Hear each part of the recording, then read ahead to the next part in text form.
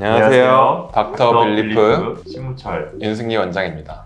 네, 오늘은 저희 상담 오시는 고객님들이 많이 물어보시는 게 어떤 병원은 비싸고 어떤 병원은 싸고 굉장히 싸다. 그 안면거상 수술에 대한 비용이 차이가 나는데 그게 왜 차이가 나는지에 대해서 오늘 한번 토의해보는 시간을 갖도록 하겠습니다. 네, 맞습니다. 이 가격이 병원마다 다른 이유는 일단 첫 번째 성형외과 수술은 보험이 적용이 되질 않습니다. 부르는 게 값이에요. 그럼 원장님 높게 받고 싶으세요? 적게 받고 싶으세요? 저는 당연히 제가 고생한 만큼 그렇죠. 네. 그래서 이제 시장가라고 하는 가격이 있어요. 이제 대부분의 이제 비슷한 평균 수준의 그런 시장 가격이 있는데 내가 수술하는 원장이 생각하기에는 시장가보다는 나는 조금 더 받고 싶어요. 그럼 더 받고 싶으면 내가 책정만 하면은 그 환자들이 오셔가지고 하실까요? 그렇죠. 대부분 안 하시잖아요. 네. 가격에 대해서 이제 많이 고려하시기 때문에 정말 이 가치가 100만 원이라고 했을 때 내가 200만 원을 받고 싶다. 그러면은 그 외의 것들이 뭔가 들어갔을 때 200으로 내놨을 때 많이 오시게 되면 그 가격이 형성이 되는 거고 내놨는데도 그게 잘 안 되면 낮춰서 할 수밖에 없잖아요.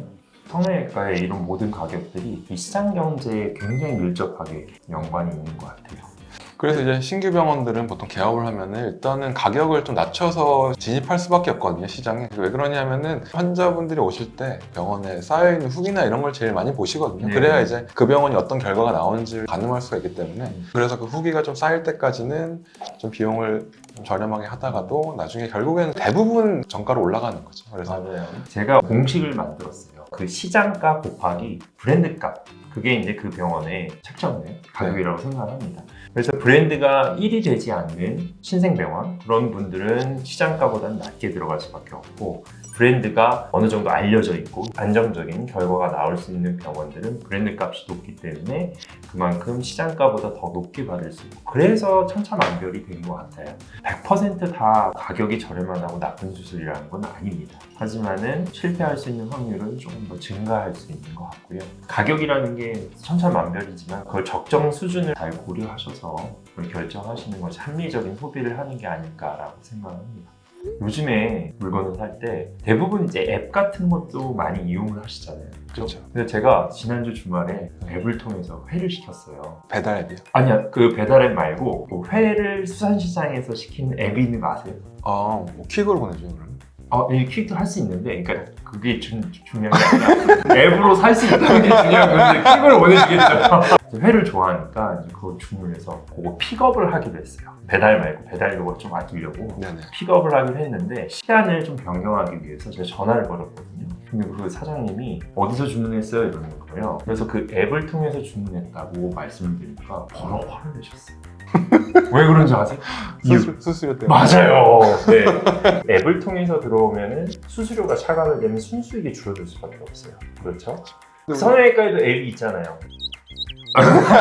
띵이 이런 거 있잖아요. 많죠, 어플이 네. 워낙 많기 때문에. 초창기에 이제 그런 앱들이 굉장히 이제 많이 발생을 하면서 많은 분들이 이제 편리한 정보를 얻는데 결국에는 그 환자를 오게끔 만드는 비용이 결국에는 가격은 계속 상승할 수밖에 없는 것 같기는 해요. 저희는 이제 어플에 진입을 하긴 했었잖아요. 지금은 병원만 들어가 있고 어플을 통해서 환자분들을 받지는 않고 있어요. 불필요한 그런 마케팅 비용을 좀 발생하지 않아서 저희 나름대로 그런 합리적인 비용을 좀 설정했다고 생각합니다. 저는 사실 저희 병원이 비싸다고 생각하지는 않거든요. 안면거상이 똑같은 안면거상 수술이라도 이제 병원마다 방법의 차이라든지 들어가는 시간이라든지 이런 게 차이가 좀 있고 또 수술할 때 아무래도 고령 환자들이 많다 보니까 마취과 원장님이 상주에 계시는 게 좀 안전할 것 같고 뭐 수술 중에 이제 뭐 안전을 위해서 투입되는 비용이라든지 이런 거에도 좀 차이가 있기 때문에 신경 쓸 게 많이 생길 수밖에 없는 것 같아요. 네, 그리고 저희는 환자군도 나이대가 다 많기 때문에 이제 후관리나 이런 게 더 중요하더라고요. 뭐 고압산소 치료기라든지 피부도 관리해줄 수 있는 장비들도 있고 붓기 레이저라든지 치료도 다. 굉장히 네. 그리고 또 저희가 처음 개업했을 때는 직원이 한 20명 정도 있었는데 3배가 됐죠. 3배 그렇게 됐는데 그 이유가 이제 후관리나 이런데 훨씬 더 인력이 많이 필요하더라고요, 생각보다. 그리고 간혹 가다가 이제 그런 분들이 있어요. 내가 이 병원에 대해서 검색을 해봤을 땐 굉장히 좋게 생각을 하고 있다가 어디에서 광고 멘트 있으면 이거 광고가 너무 상업적이야. 난 여긴 안 가야지. 이렇게 결심하는 분이 있는데 그건 잘못됐다고 생각이 드는 게 왜 그러냐면 모든 성형외과 병원들은 뭐 매출의 일정 부분에 대해서는 당연히 마케팅비로 책정이 돼 있고 그 마케팅은 당연히 어느 정도가 유지가 돼야 계속 환자분들이 유입을 할 수밖에 없습니다. 왜냐면 저희가 아무리 이제 잘 되고 환자분들이 계속 온다고 해도 마케팅을 안 하면 또 끊기잖아요. 그렇죠. 수술을 하려면 일단 그 병원이 존재하는 걸 알아야 수술을 거기서 맞아요. 받을 거 아니에요. 근데 맞습니다. 마케팅 안 하면 그 병원이 존재하는지 아무도 몰라요. 워낙 마케팅을 성형외과가 지금. 맞습니다. 그런데 이제 그걸 노출이 증가된다고 해서 이 병원은 실력이 없는데 그 돈만으로 그 환자를 끌어들이는구나 이렇게 생각하는 거랑은 좀 다른 것 같아요. 과거에는 입소문이 되게 중요했단 말이죠. 많은 분들이 소개 통해서 오는 게 잘 되는 병원이었는데 이제 한 분을 소개하더라도 입소문으로 올 수 있는 게 뭐 채 10명이 되지는 않는데 온라인 마케팅의 큰 강점은 내가 한 번의 노출로 수십만 명, 뭐 많게는 100만 명이 갑자기 그거를 보고 노출이 증가한다는 말이죠. 그래서 온라인 마케팅을 절대 무시할 수가 없어요. 그래서 무시할 수가 없기 때문에 모든 병원들이 다 진행을 하고 있는데 그래서 그런 광고 매체 보고 나서 너무 상업적이다 이렇게 생각을 하시는 분들이 좀 있는 것 같아요. 오늘 저희가 여러 가지 얘기했어요. 마케팅 관련해서도 얘기했고 시장 가격, 성형수술 비용 뭐 민감한 문제에 대해서 얘기를 많이 했는데 실무 역할을 담당하고 있는 모시기 어려운 그분을 한번 모셔서 현장에서는 어떻게 느끼고 있는지 인터뷰를 하는 시간 가져볼까요? 아무래도 의료 마케팅에 관심이 좀 있으실 거다 보니까 네. 의료 마케팅 쪽 전문가를 한번 모셔서 저희가 네. 인터뷰해보겠습니다. 자, 들어오시죠. 다다다다다.